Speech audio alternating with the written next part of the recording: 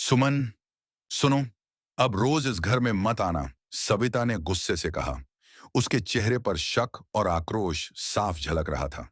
सुमन कुछ बोल ना पाई। उसका चेहरा सुर्ख पड़ गया। आंखों में दबी हुई नमी और होंठों पर मजबूरी की मुस्कान थी। उसने धीरे धीरे अपना पल्लू संभाला और चुपचाप दरवाजे की ओर बढ़ गई। अमन, जो उस वक्त अंदर से बाहर आ रहा था, उसने यह सब देख लिया। बिना कुछ कहे वो भी सुमन के पीछे चला गया। गली के मोड़ पर जाकर उसने सुमन को रोका और धीमी आवाज में कुछ समझाने लगा। सविता यह सब खिड़की से देख रही थी। उसके भीतर जलजला उठ गया। उसका मन जैसे बारूद से भरा पड़ा था। जैसे ही अमन घर लौटा, सविता फट पड़ी। अमन, आखिर तुम्हें हो क्या गया है? हर बात में तुम उसी सुमन का साथ क्यों देते हो? मैं सब देख रही हूं।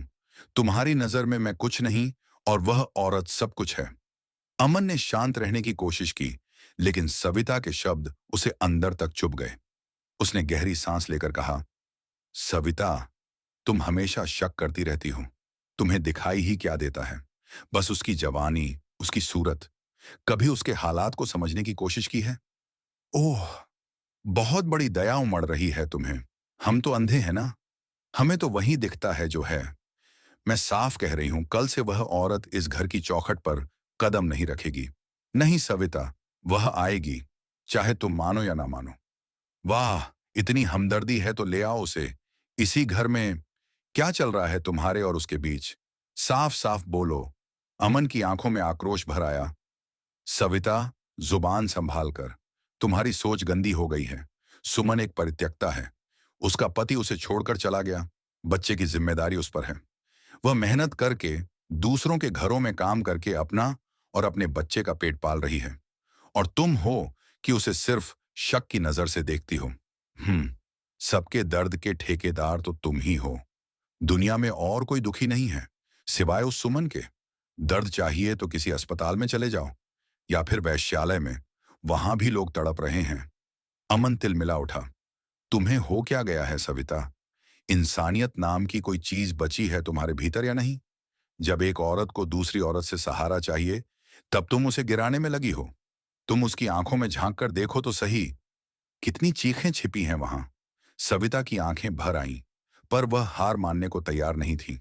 अमन, मैं जो देख रही हूं वही बोल रही हूं। तुम्हारी निगाहें बदल गई हैं। नहीं सविता, तुम्हारी निगाहें बदल गई हैं। तुम्हें सिर्फ उसका शरीर दिखता है, उसकी बेबसी नहीं। कमरे में कुछ पल के लिए सन्नाटा छा गया। दोनों एक दूसरे को गहरी नजरों से देख रहे थे।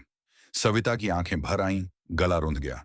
वह कांपते होंठों से बोली, तो कल वह आएगी? अमन ने दृढ़ स्वर में कहा, हाँ, वह कल आएगी। और जब तक उसका दर्द कम नहीं होता, वह आती रहेगी। सविता वहीं खड़ी रह गई, अंदर से टूटी हुई, उलझी हुई।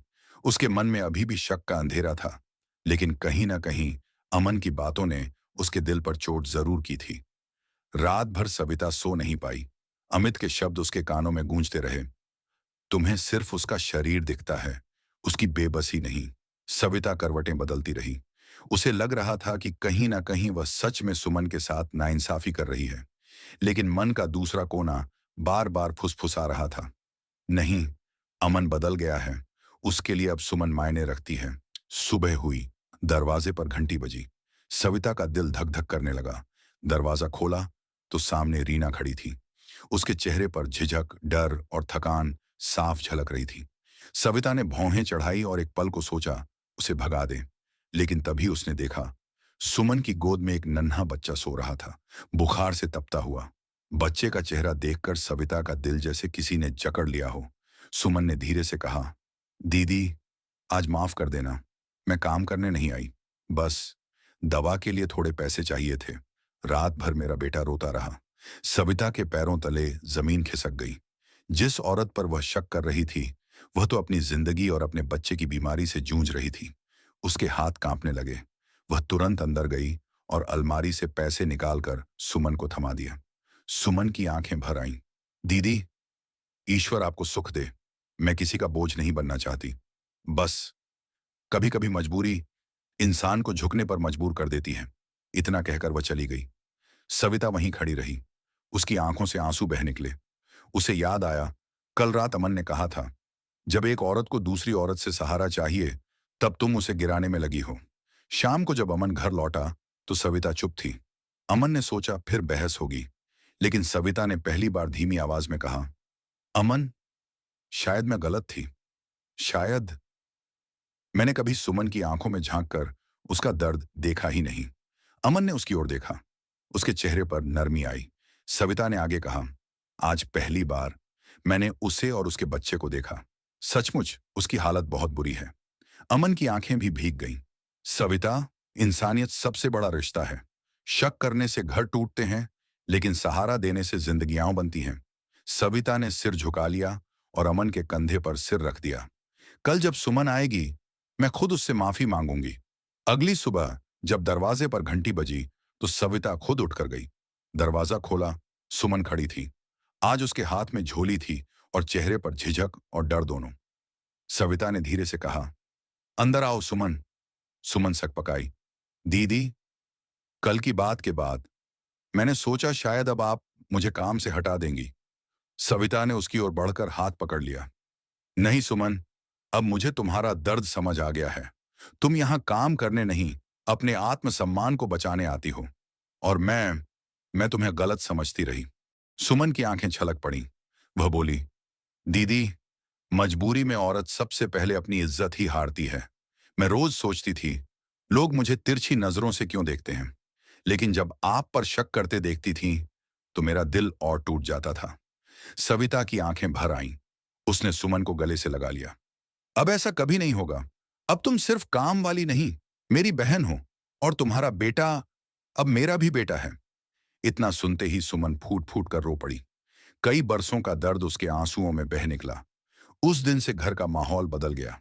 सविता सुमन के बेटे के लिए दवा, कपड़े और किताबें लाने लगी। सुमन भी घर के कामकाज के साथ साथ सविता के अकेलेपन की साथी बन गई। अमन ने यह बदलाव देखा तो उसके होंठों पर मुस्कान आ गई। उसने एक शाम सविता से कहा, देखा, इंसानियत सबसे बड़ी ताकत है। जहां शक घर को तोड़ देता है, वहीं भरोसा रिश्तों को जोड़ देता है। सविता ने शांत स्वर में उत्तर दिया, हाँ अमन, आज समझ आई कि औरत और औरत ही एक दूसरे का सबसे बड़ा सहारा होती हैं। इस तरह कहानी वहां खत्म होती है, जहां शक, जलन और अविश्वास मिटकर इंसानियत, अपनापन और रिश्तों की सच्चाई जीत जाती है।